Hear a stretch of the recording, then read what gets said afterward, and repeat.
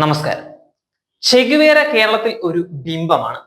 സ്വാഭാവികമായി ഒരു ബിംബമായതല്ല, CPM കൃത്രിമമായി നടത്തിയ ഒരു ബിംബവൽക്കരണ പ്രക്രിയയുടെ ഫലമാണ് കേരളത്തിൽ ഉടനീളം കാണുന്ന DYFI ബോർഡുകളും ടീഷർട്ടുകളും. ബിംബവൽക്കരണത്തിന്റെ ഭാഗമായി എന്തെല്ലാം കള്ളക്കഥകളാണ് ഇവർ പടച്ചുവിടുന്നത്.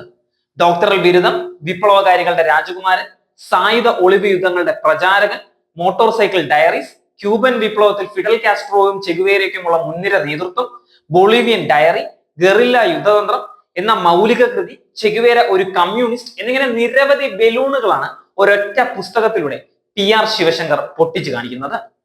ക്യൂബൻ ദേശീയ നേതാവ് എന്ന രീതിയിൽ ചെഗുവേര ഇന്ത്യയിലും കേരളത്തിലും ബംഗാളിലും വന്നിട്ടുണ്ടെന്നും കേരളത്തിൽ ചെഗുവേര വന്നപ്പോൾ EMSO AKGയോ അദ്ദേഹത്തെ സ്വീകരിക്കാൻ പോലും ചെന്നിട്ടില്ല എന്ന് BJP നേതാവ് അഡ്വക്കേറ്റ് PR ശിവശങ്കർ വ്യക്തമാക്കുന്നുണ്ട്. ചെഗുവേരയെ കുറിച്ചുള്ള അപ്രിയ സത്യങ്ങൾ പറയുന്ന ശിവശങ്കറിന്റെ ചെഗുവേര കെട്ടുകഥകളും യാഥാർത്ഥ്യവും എന്ന പുസ്തകത്തിലാണ് ഇന്ന് ഇന്ത്യയിലെ കമ്മ്യൂണിസ്റ്റ് പാർട്ടികൾ വിഗ്രഹമാക്കിയ ചെഗുവേരയെ കുറിച്ചും അദ്ദേഹത്തോടുള്ള കമ്മ്യൂണിസ്റ്റ് പാർട്ടികളുടെ സമീപനവും സംബന്ധിച്ച വിവരങ്ങൾ വ്യക്തമാക്കുന്നത്. അന്ന് കേരളം സന്ദർശിച്ച ചെഗുവേര ഇപ്പോഴത്തെ AKG ഭവന്റെ അടുത്തുള്ള അശോക ഹോട്ടലിലാണ് താമസിച്ചിട്ടുണ്ടായിരുന്നത്. അന്ന് ചെഗുവേരയെ സോവിയറ്റ് വിരുദ്ധനായ ചൈനീസ് ചാരനായാണ് CPM കണക്കാക്കിക്കൊണ്ടിരുന്നത്. EMS എഴുതിയ പുസ്തകങ്ങളിലോ ലേഖനങ്ങളിലോ ചെഗുവേര എന്ന പേര് പോലും പരാമർശിച്ചിട്ടുണ്ടായിരുന്നില്ല. പക്ഷെ കമ്മ്യൂണിസ്റ്റുകാരെല്ലാം ചെഗുവേര കേരളത്തിൽ വന്ന കാര്യം നിഷേധിക്കുകയാണ്. കാരണം അത് സമ്മതിച്ചാൽ അവരുടെ പല കള്ളങ്ങളും പൊളിഞ്ഞു വീഴും എന്നത് തന്നെയാണ് സത്യം.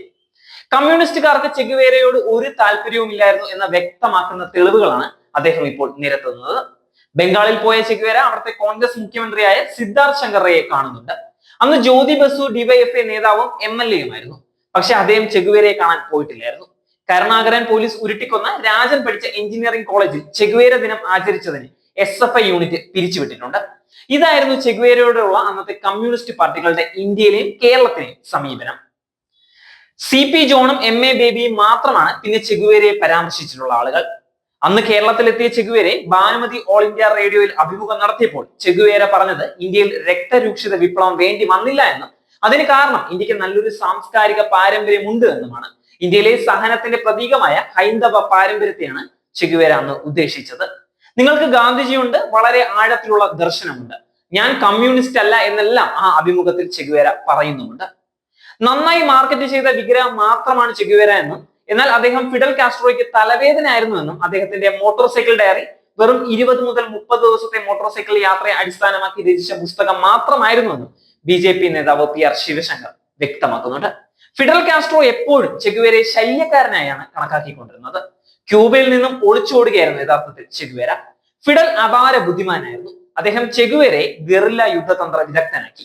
എന്നാലും അദ്ദേഹത്തെ സൈനിക നേതാവായി അദ്ദേഹം നിയമിച്ചിട്ടുണ്ടായിരുന്നില്ല.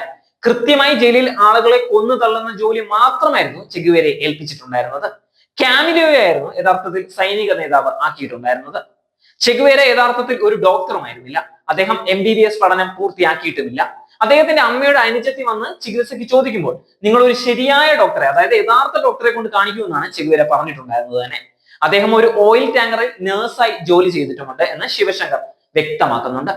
എന്നാലും ഇവിടുത്തെ അന്തം കമ്മികൾ ഓരോന്നും പറഞ്ഞ് ന്യായീകരിക്കാൻ വരും എന്നതാണ് ഏറ്റവും ദുഃഖകരമായ കാര്യം.